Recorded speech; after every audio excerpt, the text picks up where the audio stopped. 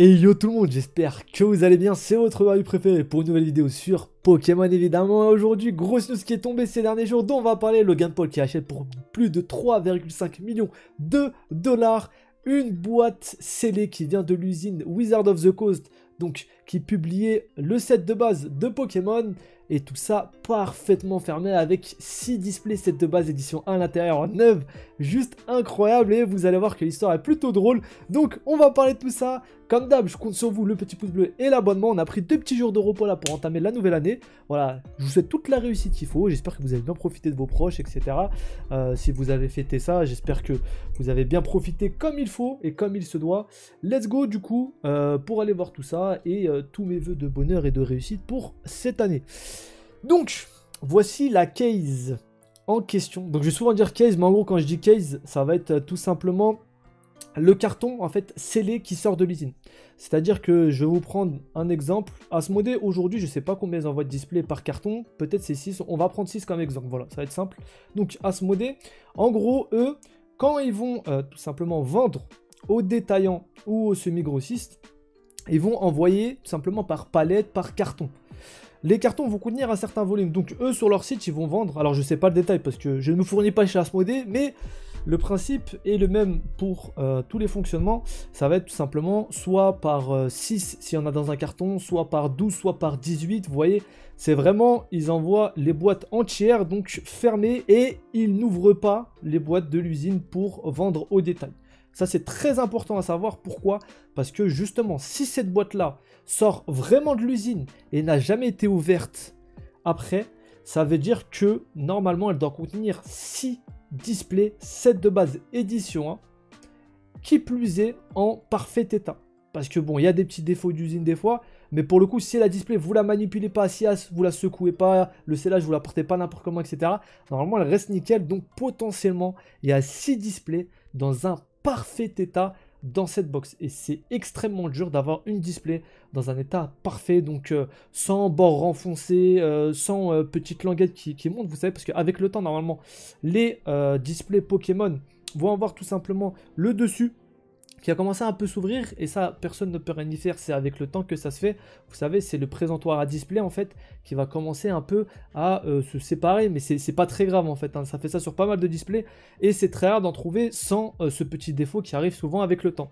Donc normalement cette boîte contient 6 displays dans un état incroyable par rapport à ce qu'il y a dans le monde, peut-être dans le meilleur état qui soit, et c'est pour ça que c'est un item qui est super rare. Alors c'est, si elle s'avère vraie, la seule connue, mais vous allez voir qu'il y a un détail et qu'on va voir comment il a trouvé ça et comment il l'a fait authentifier. Voilà, il y a vraiment énormément de choses autour de ça, mais en soi, l'histoire est folle. L'histoire est folle. Vous allez voir qu'après, il y a beaucoup de rebondissements, mais trouver un item comme ça aujourd'hui, c'est un trésor inestimable. Vraiment, trouver déjà une display set de base dans un parfait état, c'est un truc de malade, mais trouver une boîte entière, une case entière, qui a été tout simplement pas touchée depuis la sortie de l'usine, donc vraiment super propre, c'est encore un autre délire. Donc comme vous le voyez ici, il va y avoir plusieurs détails. Donc on va voir tout simplement comment dire, le scotch normal, hein, qui sort de l'usine. On va voir sur le côté du coup, et qui va être très important, le code barre. Le code barre du coup du produit, du coup de cette boîte de display, et on va avoir ici un authentificateur. Donc ça va être au sujet du processus. Vous allez voir quand je vais vous raconter l'histoire, il y a un authentificateur qui est intervenu, mais c'est un peu bizarre. Donc je vous mettrai dans la description, n'hésitez pas à les check, PokéBeach. Il y a tous les détails dessus, je ne vais pas vous donner tous les détails, parce que sinon la vidéo va durer 1 heure. C'est en anglais, c'est le seul problème, mais voilà, vous mettez clic gauche, traduire en français, et boum, vous avez la traduction de Google Trad, qui est pas trop dégueu, donc n'hésitez pas à aller check derrière si l'histoire vous intéresse, parce que moi je trouve juste ça fou. Donc, qu'est-ce qui s'est passé? On a eu tout simplement cette box qui est apparue sur eBay. Voilà, sur eBay elle est apparue. C'était par un vendeur qui n'était pas connu en fait. C'est un vendeur qui avait à peu près 15 évaluations. Donc à l'échelle d'eBay, c'est pas grand chose, hein. Les gens qui vendent ce genre d'item, sachant que celui-ci est inestimable, la plupart du temps ont des milliers d'avis. Mais quand je vous dis des milliers d'avis, c'est vraiment des milliers d'avis. Ils sont connus de la communauté Pokémon. Il y a déjà des gens qui ont fait des achats à droite à gauche pour certaines choses, que ce soit des displays anciennes, des boosters anciens, voilà. Ce mec-là, personne ne le connaît. Il est venu en tant que vendeur sur eBay. Et du coup, il est venu vendre cette display. Donc cette boîte de display, pardon. Donc, c'est sur le site eBay du Canada le 29 mars 2021. Donc, vous avez vu que quand même ça remonte assez. On pouvait placer une enchère dessus pendant 10 jours. Et du coup, il n'y a pas eu énormément d'enchères. Il n'y a pas eu énormément d'enchères sur cette chose-là. Pourquoi? Parce que personne ne le connaissait et que vous savez que les scams sont courants sur Pokémon, surtout courant mars. Hein, on va pas se mentir, non, il y en avait de plus en plus. Et les gens n'avaient pas confiance tout simplement. Donc l'enchère n'est montée qu'à 89 000 dollars canadiens. Voilà, 91 000 dollars canadiens. Alors c'est pas grand chose, honnêtement c'est pas grand chose sachant la valeur de l'item et qu'une seule de ces box coûterait à peu près 250 000 dollars normalement. Voilà, c'est 250 000 ou 400 000, je sais plus, il l'avait dit dans l'article. Pour le coup je savais pas que c'était aussi cher, mais c'est un truc de fou furieux. Donc, de nombreux collectionneurs de notre communauté ont immédiatement supposé que la vente en chasseur était une arnaque. Normal, hein. Le vendeur a présenté la boîte comme une opportunité unique dans la vie et a donc clairement compris sa valeur. Pourtant, pour quelqu'un qui comprend la valeur de cet article, il l'a vendu avec 30 dollars d'envoi avec Post Canada. Vous vous rendez compte? Un item comme ça, inestimable, qui est envoyé tout simplement par la poste canadienne comme si vous envoyez un petit colis de friandises pour 30 dollars. Honnêtement, c'est n'importe quoi. C'est n'importe quoi. Déjà, la plupart du temps, pour des items comme ça, personne ne les envoie. Les gens viennent les chercher sur place. Je vous garantis que, vu le prix de l'item, un billet d'avion, ça coûte strictement rien. Et il y a forcément quelqu'un qui va prendre un jour de congé pour aller faire l'aller-retour. Le mec, vu le prix, je vous garantis qu'il fait totalement l'aller-retour. Ou il utilise un relais qu'il a là-bas, quelqu'un qui connaît, qui peut aller vérifier, etc. Mais personne normalement n'envoie ça pour 30 dollars. Vraiment, hein, il y a des assurances de fou sur les trucs. Enfin, c'est inimaginable pour le coup.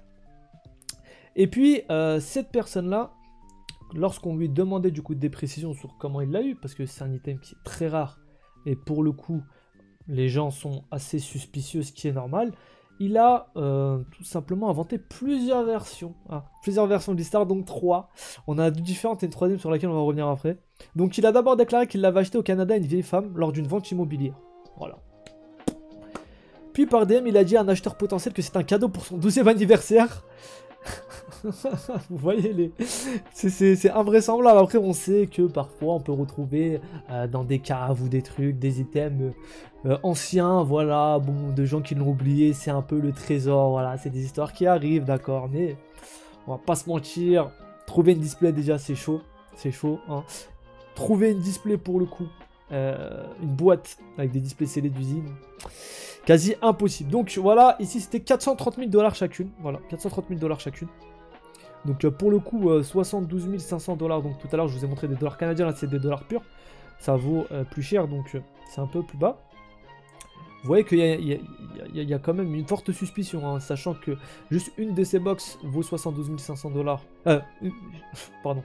Une de ces box vaut 430 000 dollars. Et lui, il l'a vendu 72 500.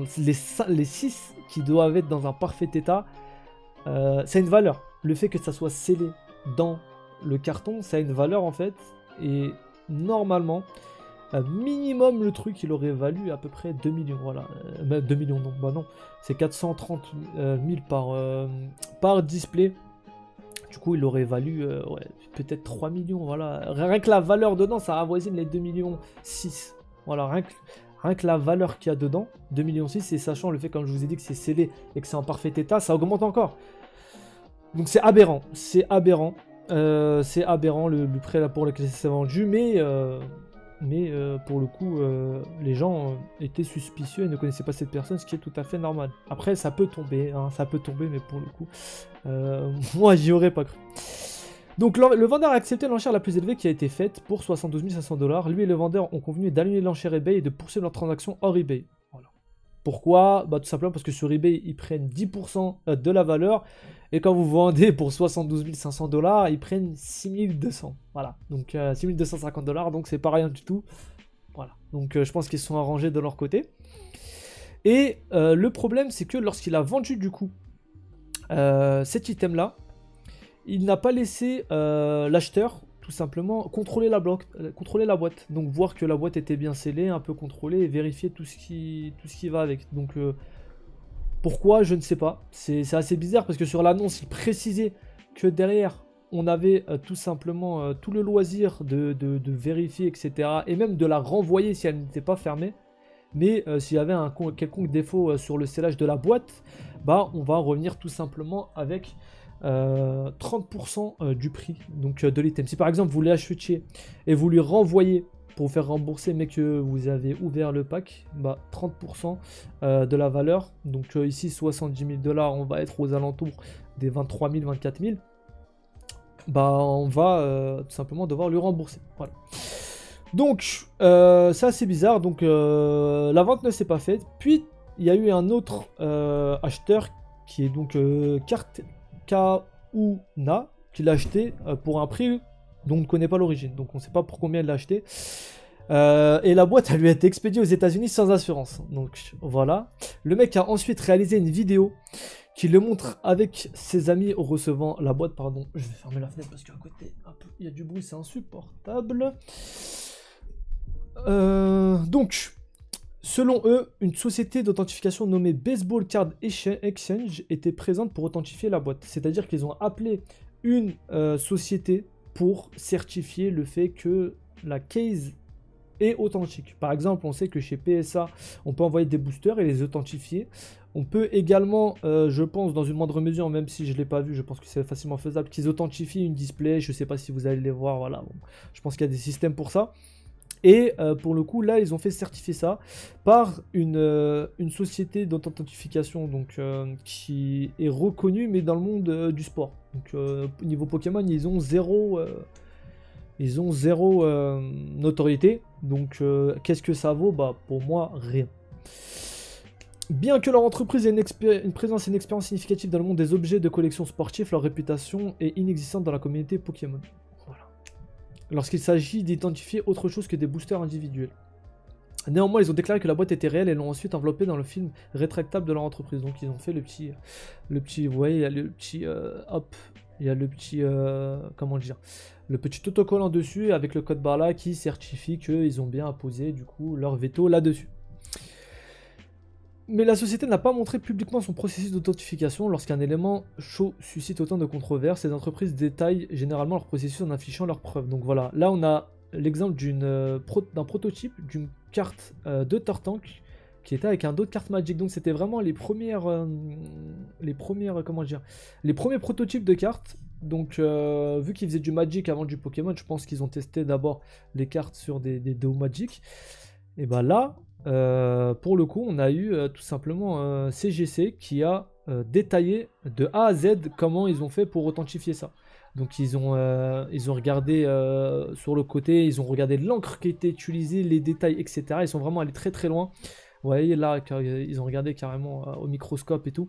Ils sont vraiment été très très loin pour voir si c'était la même encre qui était utilisée de base dans l'entreprise, pour voir si c'était un fake ou pas.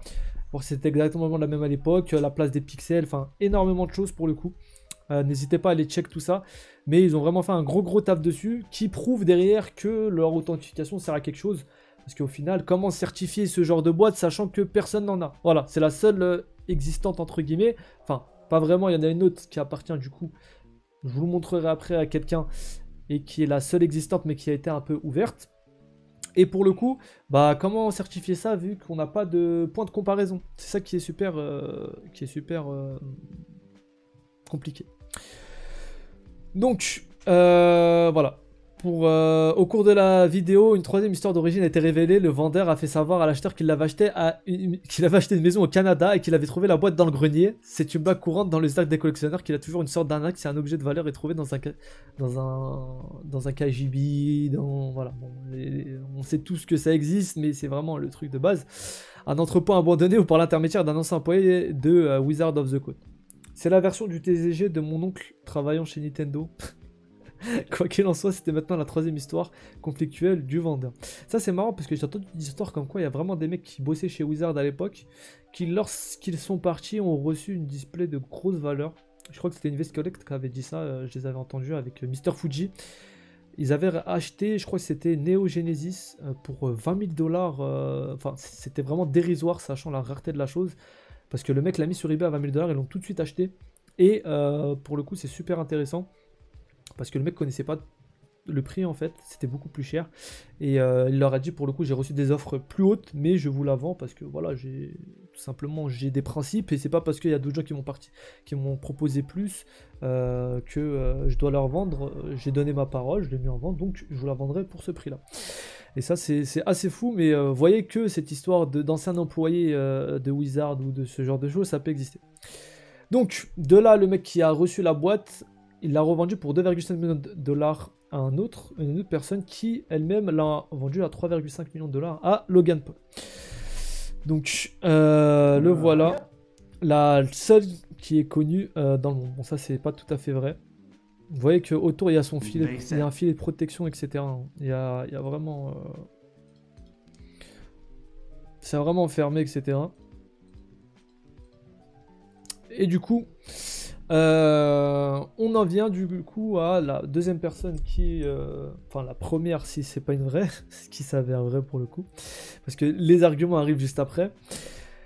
Notez que dans la vidéo, il mentionne qu'il s'agit d'un seul boîtier du set de base qui existe. Ce n'est pas vrai. Gary S, donc le mec là qui a, vous savez, l'énorme collection de Dracofeu, etc., en possède un. Donc voilà, il a une boîte donc fermée d'usine, c'est d'usine de tout simplement son set de base. Alors pourquoi elle est ouverte? Parce que tout simplement, il l'a fait certifier par PSA. Donc vous voyez, Professional Sport Authenticator. Et PSA a demandé à ce qu'il puisse ouvrir la boîte pour l'authentifier et l'a accepté. Alors vous allez me dire c'est un peu bête parce que maintenant qu'il est ouvert c'est plus une boîte CD. Oui. Mais voilà, c'est le prix à payer pour être sûr que ce sont des vrais items. Donc je crois qu'ils ont ouvert qu'un côté, ils n'ont pas tout ouvert quand même, histoire de pas trop pas trop entailler la rareté de l'objet, sachant que c'est vrai que rien que le fait de l'ouvrir, ça enlève beaucoup de choses. Voilà, ils ont ouvert qu'un côté, comme vous voyez, peut-être pour jeter un œil à l'intérieur, pour voir si c'était vraiment ce genre de choses, et pour pouvoir l'authentifier. Donc, voilà. Ça déjà, vous vous dites, c'est bizarre. Une société qui certifie une boîte qui sort d'on ne sait où, d'un vendeur qui n'est pas connu, et qui n'ouvre même pas la boîte, qui ne demande même pas à ouvrir pour le certifier. Bon. Vous vous dites déjà c'est bizarre, mais en plus de ça il y a une histoire de code barre. Donc on sait que toutes les boîtes de display, donc les cartons permettent de display, ont un code barre qui commence par WO et un certain nombre de chiffres. Alors que celui donc de Paul Logan, il va tout simplement finir par un E. En fait, le 1E est utilisé à partir de fossiles. Donc le 1E est utilisé à partir de fossiles et lui il a ça sur sa boîte qui est censée être une boîte du set de base. Donc c'est pas du tout logique pour le coup. Et c'est bizarre. C'est bizarre parce que normalement tout ce qui est code barre, etc. C'est le truc de base en fait. Hein, si vous voulez certifier quelque chose, il faut au moins ça. Après on peut imiter des codes barres, etc. Hein, il y a des moyens de falsifier tout ça. Mais bon, pour le coup le mec il a oublié ça. Et ça pour le coup c'est totalement éliminatoire. Et lorsqu'on met bout à bout toute l'histoire, on voit que du coup c'est du mytho. Voilà, c'est du mytho. Après on a des petits détails, mais rien qu'en regardant tout. Vous êtes au courant et vous voyez qu'il y a forcément anguille sous roche. Et pour le coup, que cette histoire est assez bizarre. Voilà tout.